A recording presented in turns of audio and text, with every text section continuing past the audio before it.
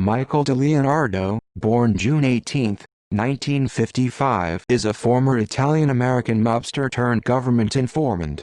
He was a capo belonging to the Gambino family. In the early 2000s, DiLeonardo decided to cooperate with the FBI and managed to convict over 80 mobsters. He was temporarily in a witness protection program. Background: born in New York City, DiLeonardo grew up in Bensonhurst, Brooklyn. He lived there until 1998, when he moved to Eltingville, Staten Island. At age 10, DiLeonardo was scarred on the face by a dog attack, resulting in the nickname, Mikey Scars. His parents were second-generation immigrants, his father's parents immigrants from Bizacchino, Sicily. His mother was a seamstress and his father was a professional bowler. DiLeonardo had two brothers. Colombo crime family mobster Robert DiLeonardo, who was murdered July 16, 1981 on orders of Cosa Nostra, thus Michael could not retaliate, and James Giovanni DiLeonardo. DiLeonardo's grandfather, Vincenzo DiLeonardo, was a captain in the Brooklyn faction run by Salvatore D'Aguila, who was the boss of bosses at that time. As a young boy, DiLeonardo met Gambino boss Carlo Gambino several times at his grandfather's house. DiLeonardo started running with violent street gangs as a teenager.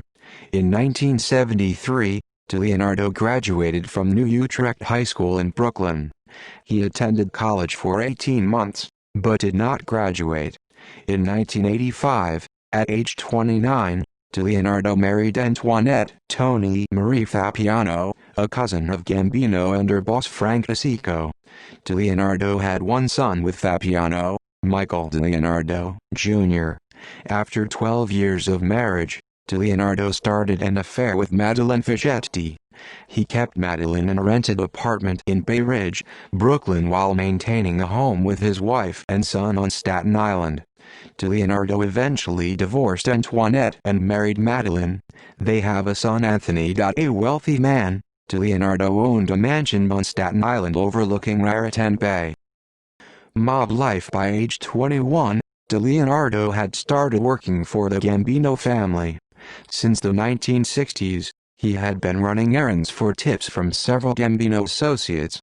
They would give him money for his pocket. He would do things like vandalize and assaults for them. DiLeonardo frequently visited the Veterans and Friends social club in Brooklyn run by boss Paul Castellano. However, DiLeonardo considered Capo Paul Zaccaria and Jerry D'Aguila to be his mentors in the family. In 1980, DiLeonardo opened a social club a block away from the Veterans Club. In early 1981, he moved the club to a different location in Brooklyn. A successful venture, the club's customers included Gambino soldiers Salvatore, Sammy the Bull Gravano and Frank DeSico. DiLeonardo also used his club as a headquarters for his bookmaking and loan sharking, gambling operations. He was successful and then went into a business venture and became partners in a produce market with Peter Castellano, cousin to Paul Castellano. During the mid-1980s, DiLeonardo became a close friend of John A. Gotti, commonly known as Jr., who was the son of future boss John J. Gotti. Jr. Gotti eventually named DiLeonardo as godfather for his second son. On July 16, 1981, DiLeonardo's brother Robert was killed in a mob-related shooting. DiLeonardo wanted to kill the shooter, but boss Castellano ordered him to stay out because it was related to internal Colombo business. In the 1980s, DiLeonardo maintained so-called legitimate jobs as a shop foreman for Teamsters Local 282. DiLeonardo soon opened his own construction company, Metropolitan Stone, with Edward Garofalo, Gravano's brother-in-law. The Gotti era: on December 16, 1985, Castellano was killed on orders from John J. Gotti, who became the family boss. With Frank DeSico now becoming underboss, DiLeonardo had Lilo Garofalo as his capo. Soon after, DiLeonardo was reporting to Gotti's Rave Night Social Club in Little Italy, Manhattan 3 to 4 times per week. After John A. Gotti rose to power, DiLeonardo was with Capo Jackie D'Amico after Lilo Garofalo died.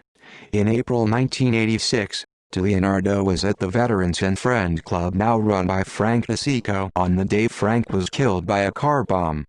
Sammy the Bull Gravano, Garofalo, and Joe DeSico went over to try and pull Frank out of the car and help Frank Bellino, who survived the blast. On December 24, 1988, DiLeonardo and Junior Gotti were inducted into the Gambino family in a Manhattan ceremony conducted by Gravano, now consigliere. In 1989, DiLeonardo helped arrange the murder of publisher and sanitation business owner Fred Weiss. Boss John J. Gotti had ordered Weiss' death because he believed Weiss was planning to testify against Gambino soldier Angelo Paxian and Jimmy Brown Fila. Gunmen from the DeCavalcante crime family in New Jersey shot and killed Weiss outside his apartment building in Staten Island, New York. During the mid-1990s, DiLeonardo supervised loan sharking and other illegal activities from the Royal Crown Bakery in Gromere, Staten Island. DiLeonardo owned several tattoo parlors in Brooklyn, Queens and Staten Island. In addition, DiLeonardo claimed Staten Island mobster-turned-Miami club owner Chris Pisciello as a Gambino mob associate. However, Colombo crime family capo William Wild Bill Cutolo claimed Pisciello as a Colombo associate. In 1996, DiLeonardo met with Colombo acting boss Alphonse "Alley Boy" Persico to settle the dispute. As a result, Pisciello was allowed to choose which family to be associated with, and he chose the Colombos. DiLeonardo's rise and fall. In late 1992, boss John J. Gotti was convicted of murder and racketeering based on Gravano's testimony. In the shakeup that followed, DiLeonardo was promoted to captain. DiLeonardo's crew was given control of the family's construction and trucking rackets, and also control of the 18th Avenue crew. This included receiving monthly payments from Scaramix Concrete Company on Staten Island, which was owned by Philip, the son of Paul Castellano. DiLeonardo also moved his crew into Wall Street, using pump-and-dump stock scams to earn the Gambino's money. DiLeonardo became a close associate of Junior Gotti and assisted him when he was promoted to acting boss. On one occasion, a member of DiLeonardo's crew, Tommy Cherubino, hid some submachine guns for Gotti Jr. In 1997. DiLeonardo and Garofalo sold Metropolitan Stone because the city of New York had revoked Metropolitan's operating permit due to organized crime affiliations. By that time, he was also in control of Captain Danny Marino's crew when Marino went to prison. Defection and government informant. In September 2000, DiLeonardo was indicted in Atlanta, Georgia, on racketeering, extortion, and money laundering charges. He was specifically charged with extorting cash payments from Scores, a high-end strip club in Manhattan, and the Gold Club in Atlanta. On August 30, 2001, after a 4-month trial, DiLeonardo was acquitted on all charges. In late 2001, Peter Gotti was made boss of the Gambinos. In June 2002, DiLeonardo was indicted for labor racketeering, extortion, loan sharking, witness tampering, and the murder of Fred Weiss. While awaiting trial, the Gambino family administration stopped all money going to him. When DiLeonardo asked why this was happening, they said he was robbing the family. DiLeonardo claimed that he was not robbing anyone in the family, and that the accusation was untrue. DiLeonardo sent a message back saying, "I don't remember dying or getting life in prison. I may come home one day." The Gambino family then shelved him. That was the turning point for DiLeonardo, and he testified how it was a betrayal on their part and how it crushed him. Finally, DiLeonardo decided to cooperate with the federal government.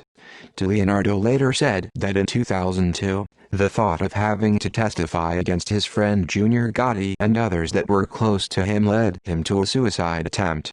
Other sources say that his son's anger at him for becoming a government witness prompted the attempt. He provided damaging testimony against Peter Gotti, Louis, Big Lou Valerio, Frank Fapiano, Richard V. Gotti, Richard G. Gotti, and Michael Yannutti. DiLeonardo also testified at the 4 mistrials in which Junior Gotti was charged with ordering the 1992 abduction and assault of radio commentator Curtis Lewa. Finally, in October 2006, DiLeonardo testified against former Colombo crime family acting boss Alphonse Persico and underboss John Jackie DeRoss in their trial for the 1999 murder of former underboss William Cutolo. That case ended in a mistrial. In their second trial, they both would be convicted. DiLeonardo testified a record 15 times, more than any other made Mafia member to date. On September 9, 2011, a judge sentenced DiLeonardo to time already served in prison, 36 months, and released him from confinement. He and his second family are now in the Federal Witness Protection Program.